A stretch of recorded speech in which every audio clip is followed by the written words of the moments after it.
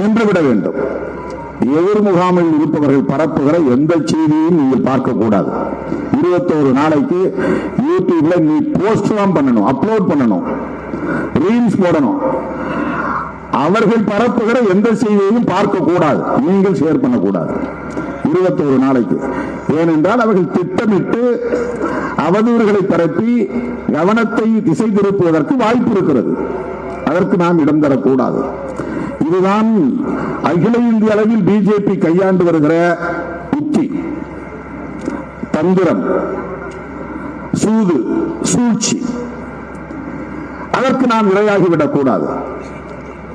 ஆகவே 21 நாள் அல்லது 22 நாட்களுக்கு எதிரணியில் பரப்புகிற எந்த செய்தியையும் நாம் பொருட்படுத்த தேவையில்லை. நாம் நேர்மறையாக சொல்லுவதற்கு செய்திகள் ஏராளம் இருக்கிறது. திராவிட முன்னேற்றக் கழக அரசு இந்த 3 ஆண்டு